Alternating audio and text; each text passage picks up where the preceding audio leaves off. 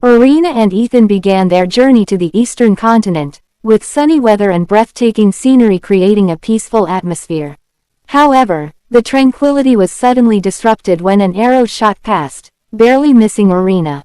Fortunately, Ethan quickly protected her from the sudden attack, and they soon realized that a group of armed men on horseback was chasing their carriage.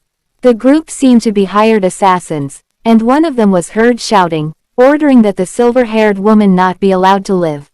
Irina suspected this was the doing of the Dowager Queen, who wanted to eliminate her. Ethan prepared to fight back, but Irina forbade her because she didn't want to lose it. As an alternative, Irina suggested jumping into the river from the cliff to escape, and they asked the coachman to speed up the carriage towards the bend at the edge of the cliff.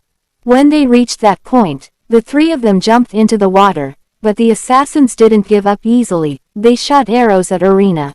Ethan shouted, calling out to Irina as they fell into the water. At night, in Cardan's palace, Cardan received a report that Irina had died. It was said that the horse carriage fell from the cliff, an arrow hit her left chest, and her body was lost in the waves. Upon hearing the news, Cardan was shocked and filled with mixed emotions. Although he had hated Irina and desired her death, he never had the courage to kill her himself because he always remembered Irina's bright smile directed at him.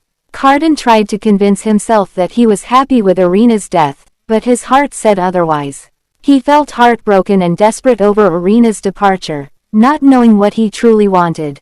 Meanwhile, on the seashore, Ethan was seen carrying Irina, who was unconscious. He sat on the sand with a sad expression, hugging Irina tightly, while the coachman who was with them also seemed to be in mourning. Suddenly, Irina's hand moved, surprising Ethan and the coachman. Irina turned out to be still alive.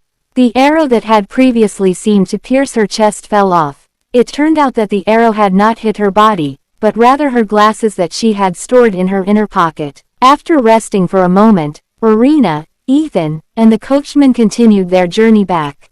However, when they were on the outskirts of the town, the coachman shouted a warning that there was something strange in the city. As they entered the city, they were shocked to see a huge fire raging, incinerating almost all the houses. Ethan immediately decided to find out what was happening and left Irina and the coachman behind. Irina then asked the coachman to look for any wagons that might still be around. At first, the coachman was reluctant to leave Irina because he was worried about an attack like before. However, after Irina urged him, the coachman left, leaving Irina alone. Irina walked through the burning city, trying to understand what was actually happening. Along the way, she discovered a group of corpses recognized as the assassins who had previously tried to kill her. She wondered if this place was their headquarters. Suddenly, someone walked up to her from behind with a knife. The person was now standing right behind Irina. When Irina turned around, she was shocked to see someone she knew very well holding a blood-stained knife. The knife fell, and the person hugged Irina tightly, saying that he didn't want to lose sight of her. It turned out that the person was Cardan. Irina felt embarrassed by Cardan's sudden action.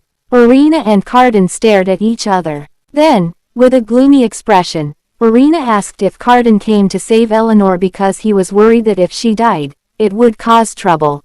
Cardan was angry at the question and firmly replied no. Irina smiled faintly and raised her pinky finger towards Cardan, conveying that she was now sure Cardan was not someone who would break his promise to not hurt her. Cardan was surprised to hear Irina's words. He then smiled and said that he promised not to let anyone kill Irina, not even himself. After saying that, Cardan kissed Irina. Irina was surprised, but eventually surrendered. And the kiss continues. Suddenly, someone approached. It turned out to be Ethan, who looked very angry seeing the two of them kissing.